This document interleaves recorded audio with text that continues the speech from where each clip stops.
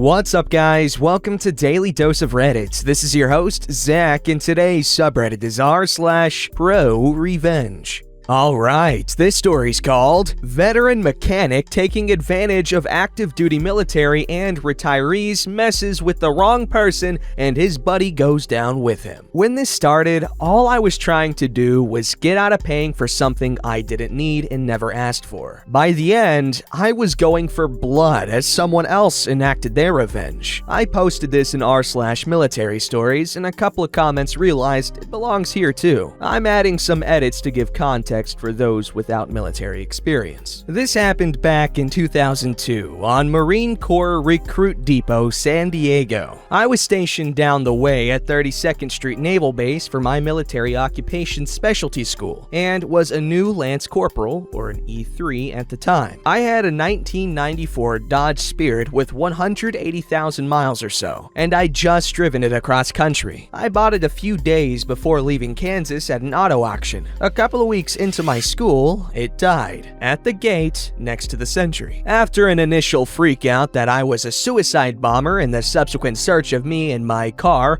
everyone calms down and they help push my car to the top of the hill so I can coast down the other side and into the auto repair shop parking lot, which thankfully went without incident. Before I go in, I call my dad and then his cousin. My dad knows a ton about cars and his cousin is a mechanic with his very own successful shop, like a dozen work bays, and they handle everything from regular cars to farm equipment to semis. I know a fair bit about cars on my own, but he knows everything. Between us, we decide it looks like the distributor or the distributor cap is the issue. My dad's cousin says it's a common issue on spirits from this time and recommends I get it fixed here by a real mechanic. Now at this point, it's important to note his shop did a very thorough once-over for me after I bought the car and gave me good notes on the condition of the car in writing from his shop.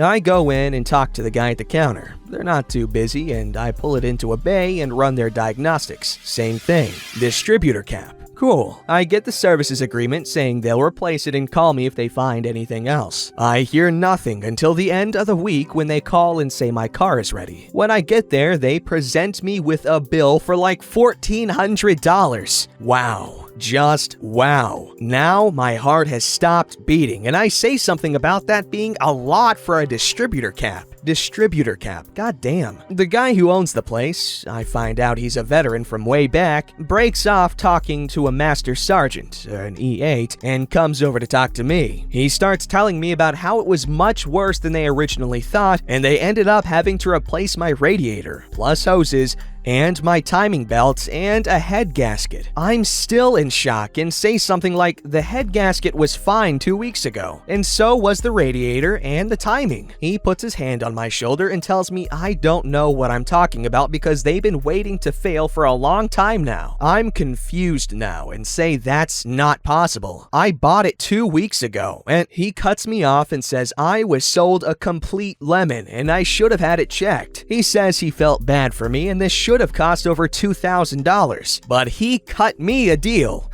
and he can work with me in an installment plan, but will have to charge me interest. Now I'm suspicious and starting to get pissed, and I say the only repair I authorized was a distributor cap, and they should have called me before doing anything else, and I start to explain I've got paperwork from the inspection I had done that said those other things were fine. I'm going to get it from the car, and the master sergeant grabs me by the arm and starts telling me I'm being ungrateful and disrespectful to a respected mechanic and business owner, and asks me if I'm implying he's cheating me. Every time I try to open my mouth, he cuts me off and keeps telling the owner not to worry. He'll make sure this young pup pays what he's owed. He's threatening to take me over to admin and have my pay docked. Now I'm angry and a bit scared. Another Marine intervenes and says that's a little extreme and to let me say my piece. I get permission to get into my car to get my maintenance history, which includes an oil change, the inspection documentation,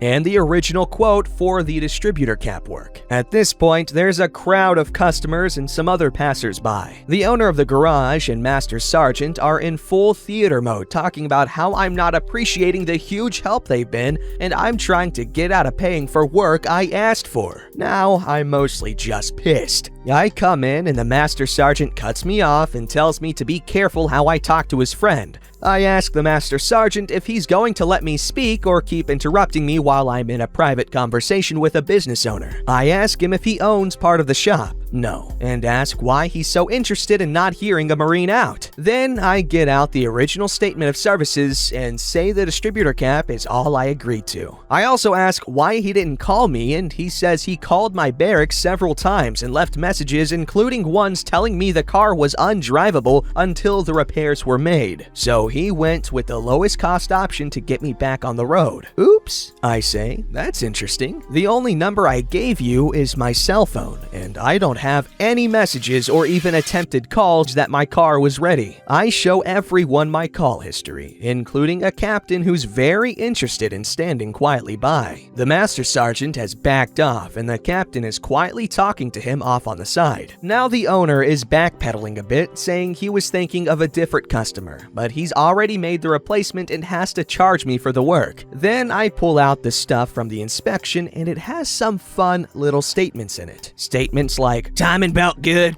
timing good, check again in 30,000 miles, radiator appears to be recently replaced, all hoses new in the last 6 months. Nothing on the head gasket, but there's a statement that there are no leaks in that area, which was why he said he had to replace it. I say he can put all of my original stuff back on because all I'm paying for is the distributor cap work. He gets red-faced and starts demanding I pay for the labor, and he can't put things back on because they were too badly damaged in the removal process. Now, some old retired guy chimes in from the back and says, "What kind of mechanic damages things when they take them apart?" The owner drags out my radiator, and there is a giant hole in one side that looks like it was stabbed with a crowbar. Now a couple other people, locals, are questioning past situations where he helped them out with repairs they didn't know they needed. The Master Sergeant tried to walk off, and a colonel and a sergeant major in civilian attire post him to the side for a later conversation. The captain pulls me aside and asks to see the info I have and to see my phone again, and steps behind the counter to photocopy it all. He has a truly evil grin. Turns out he's a prior enlisted former infantry marine who became an officer after going back to college. He has suspected this shop of being crooked for a while, but never had enough proof. He's on the commanding general staff, and they were looking into complaints from permanent personnel and retirees in the area. The owner is sweating bullets now. I only pay for the distributor cap and get a statement that says my balance is zero, so he doesn't try anything in the future. The captain takes me to dinner and gets my info and basically a statement from me of what happened. After dinner, he takes me back into his office while he types up something for me to sign about the whole incident, and I call Verizon to get them to fax over the incoming-outcoming calls from my number for the past week. He explains that the Master Sergeant has been steering a lot of customers to his buddy, and they suspect he's getting kickbacks. The captain and several others have been taking their cars there for months to try to catch the guy doing what he did to me. The Master Sergeant sealed his fate when he started threatening to take my pay. They suspected he was getting kickbacks or favors in exchange for hooking up his buddy. Now he has the justification he needs to formally look into the Master Sergeant. The captain was thrilled and bought me a six-pack for using up so much of my Friday evening. I wasn't around long enough to see the outcome, but when I left, there were auditors from base services going through the business with a fine-tooth comb, and it was a legal matter. Once something like that gets started, it probably means a business and the owners will get kicked out of the on-base location. The base owns the building, and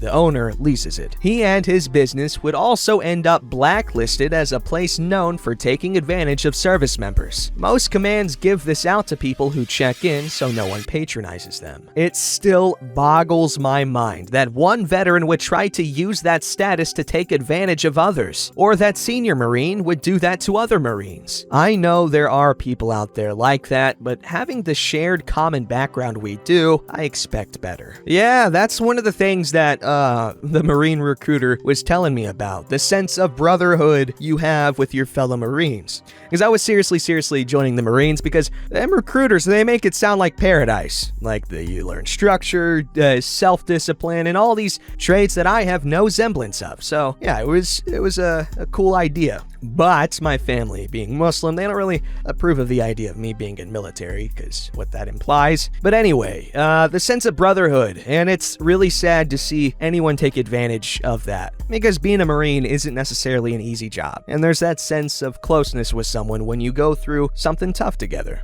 Alright, this story's called, You Want to Think You Can Threaten Me With No Consequences? Enjoy Jail Time. This is my first post I ever made on here, and I have a few stories to tell if anyone is interested. But here it is. I used to work at a gas station. Me being only 20 at the time, I needed a job since I was new to my area after moving from one state to another. And the job was good. The manager, she was awesome. She was the sweetest thing before she left, and the manager after was just as awesome before I moved to a new apartment. But the previous assistant manager, when I started working there, let's call him Richard for obvious reasons, and let's call the first manager Angel, obviously not his real name. Richard was known to be a very hostile, creepy ass when not around the manager, and made us try to do his load of the work and blamed us for being lazy when we couldn't do it and our jobs fast enough. My coworkers and I had brought the situation up to the higher-ups numerous times, and as much as she wanted us to be heard, Angel couldn't do anything, and it came to a boiling point 2 months down the line on my end. Little fact about me: I am timid, I am autistic, and I get very stressed when someone threatens me with my life. I get very sick to my core and lack of breathing if I have to deal with that, and I use that to my advantage. On my shift I was supposed to be working that day, I had asked my friend, Cross, not real name,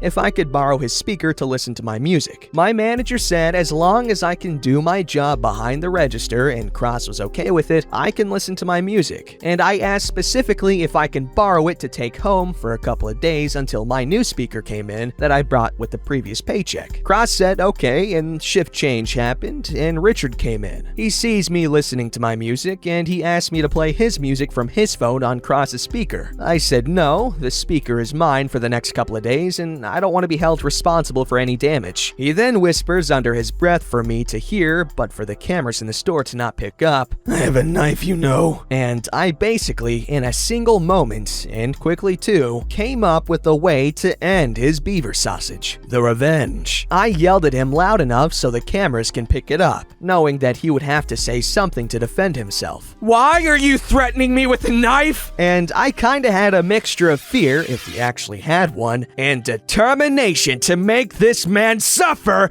for me and my coworkers' verbal abuse and sexual harassment for the past couple of months. He backs away and said, Hey, it was just a joke. Chill out." And I knew I had to do something because at that point, I said, "A joke, huh? Here's a good joke. Have fun working alone." I quit. I walked out, called my mother who lived nearby, explained the situation in tears after the adrenaline and fear finished its end, and I then was told and called my manager to explain to her the situation. I then told her that I knew he had the knife on him because I saw the pocket knife in the office, and it was a custom one with his name on it. Me and my mom, after she picked me up and took me back to the store to talk with my manager, I wound up in a situation with the manager, the branch manager, and the district manager asking me about what happened, and I explained it again, calmer now, in full, and they asked if I was okay. I told them, no. I have a guy who has been sexually harassing my other coworkers, verbally assaulting me and the others, try and threaten an autistic person who did nothing except no to using a speaker, get threatened with a knife. I do not feel safe with him around. They asked me about the speaker. I called Cross and he confirmed I asked to borrow the speaker overnight and backed me up with what the assistant manager had done in the past. And at one point, the police were called. They checked the cameras and heard me yelling about the knife. And after a few months, I come to learn he got fired from his last job and arrested for them finding out he was in jail for threatening physical harm to a disabled person, sexual harassment, sexual assault, and unauthorized concealed weapon. He wanted a speaker, he got a speaker. A few speakers on a podium who put his ass in jail about a week after. Sorry for my formatting, I am kinda new to this and I want a place to share some of the crazy stuff I've done. Well, first of all, that guy's a piece of something. I'm glad OP's safe because that is a terrifying situation to be in. Because honestly, I would rather be threatened by a gun at that close of a range than with a knife because, well, a gun is much less effective at that close of a range, especially when it's concealed and put away. But if you're in a struggle, you can easily just pull a knife out and, oh no, my kidney's gone. Anyway, that's beside the point. I'm just thinking about that one episode of It's Always Sunny in Philadelphia where Mac has the sword and he's trying to show Charlie that it's much more effective from a range of like 10 feet away.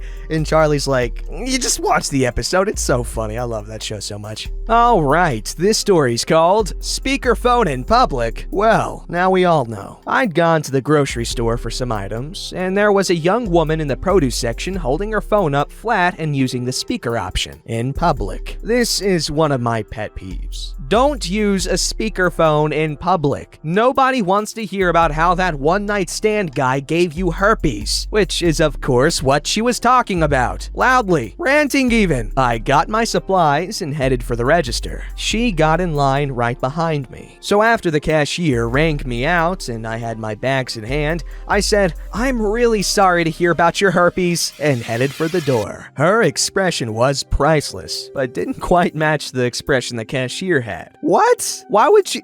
Okay, this is confusing because everyone's aware that speakerphone is loud.